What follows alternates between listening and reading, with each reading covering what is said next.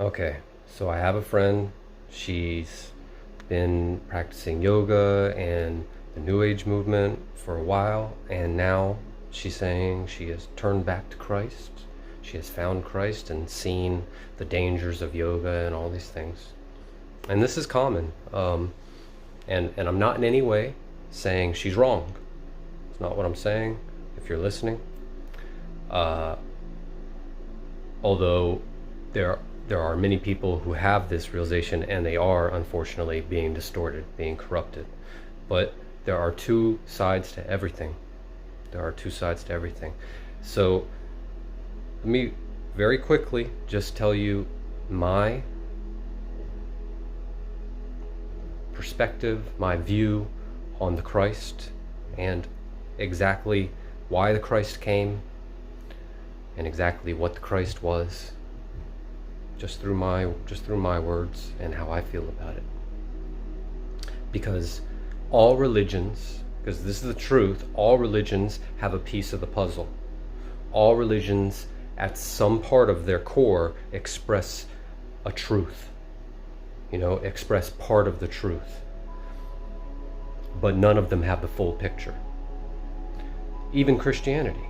Because first of all, it was never meant to have the full picture. It was meant to address something. It was meant to rebalance a situation. So, one of my main arguments with Christianity, as it is taught today, which again is not an argument against Jesus or the Christ, the message of Jesus or the message of the Christ, which I am fully in alignment with. I have dedicated my life to those messages. So, one of my main problems is that they have removed the feminine from the church completely.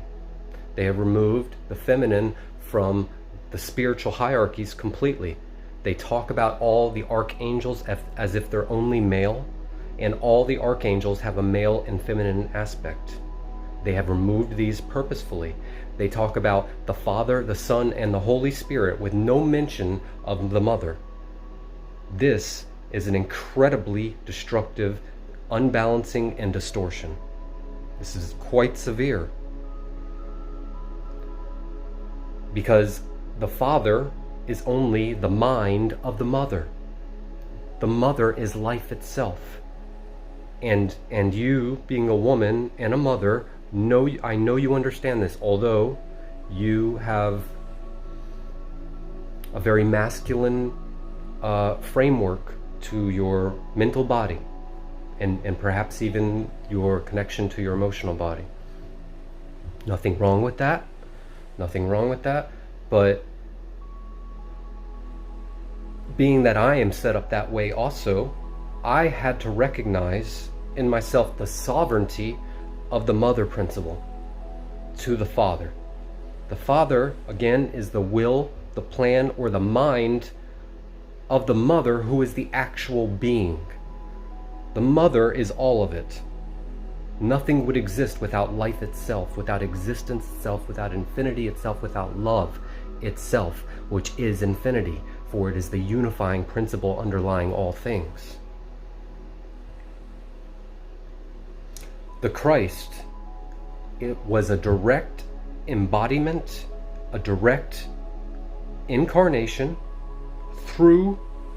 literally through stepping energies down from a higher dimensional being, meaning immaculate conception, just as is claimed, from our solar logos. And,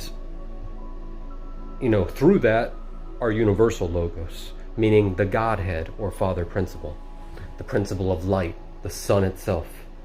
Okay? The reason that the solar logos, because it is not normal, from my understanding, for the solar logos to embody on a planet such as this.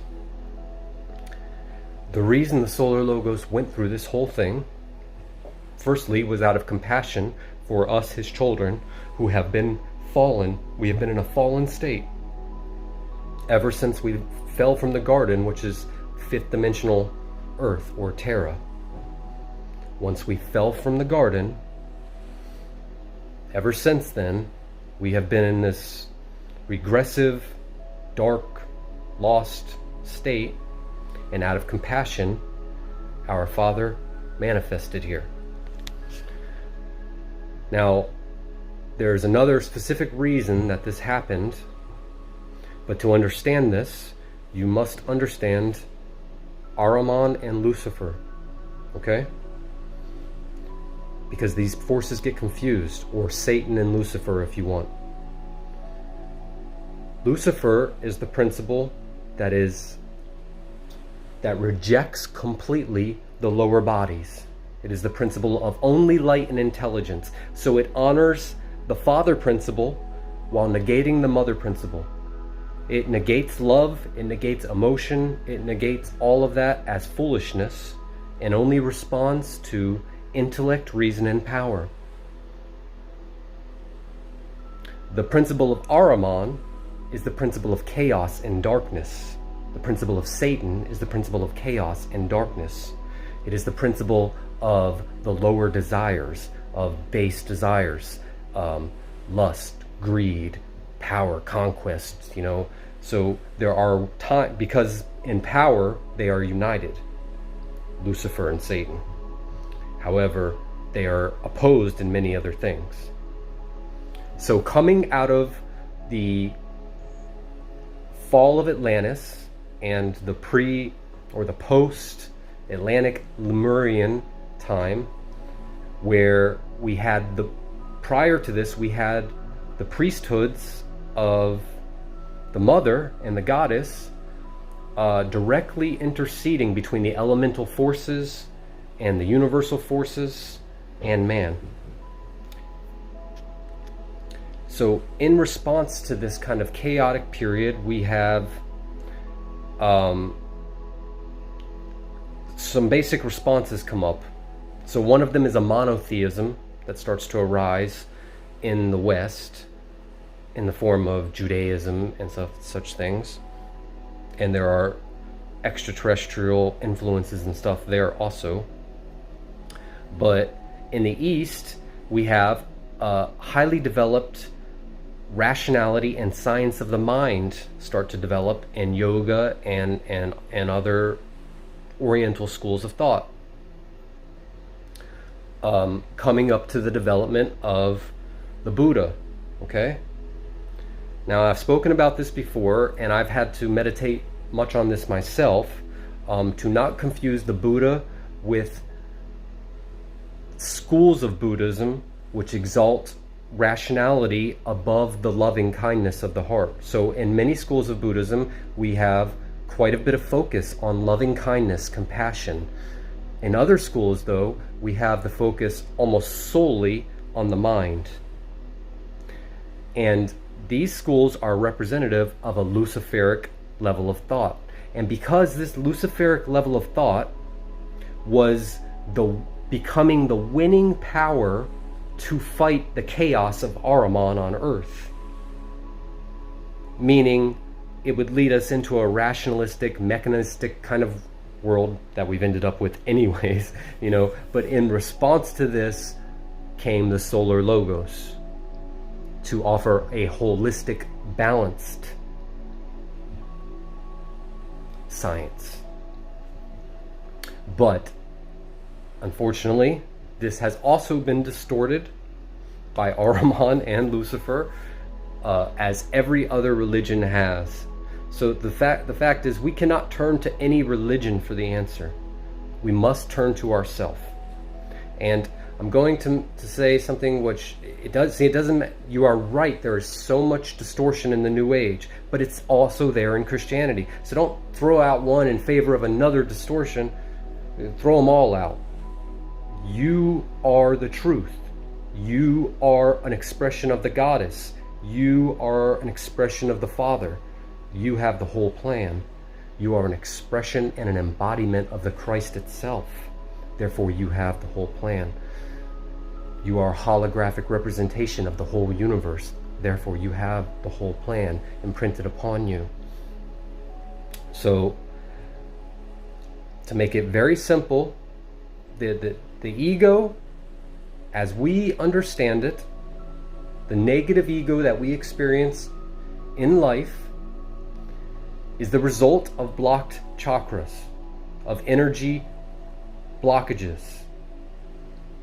These can take the expression of mental blockages or beliefs, whatever, but in truth, these are energy blockages which cause, when viewed through the mental body, a feedback loop or reverberation, which causes one to then be listening to their own past voices. Many of these past voices were at very ignorant positions and speaking from ignorant perspectives. And all the voices that we've taken in from the past of other people, all of this is getting fed back and bounced around until one is so confused they don't know who they are anymore. So the ego's response to this blockage system is, in this internal chaos, is to keep externalizing it all, to keep searching for the answer out there instead of where the problem lies, which is in the actual bodies, energy bodies and mental bodies of the being itself. So if one simply, however he wants to look at it, stops looking externally for the answers and looks internally for every answer, and if you want to call that communion with the Holy Spirit or communion with the Mother, as long as one does not throw out the Mother principle, as long as one honors both the Father and the Mother of reality, of our universe that we can see apparent everywhere we look, then it doesn't matter what it's called. Love and light. But whatever your decisions, if it works for you, blessed be. If it works for you, blessed be. Don't get too caught up in all the stuff that doesn't work, because there's a lot of confusion out there, you know. But focus on what works for you. Good luck. I love you.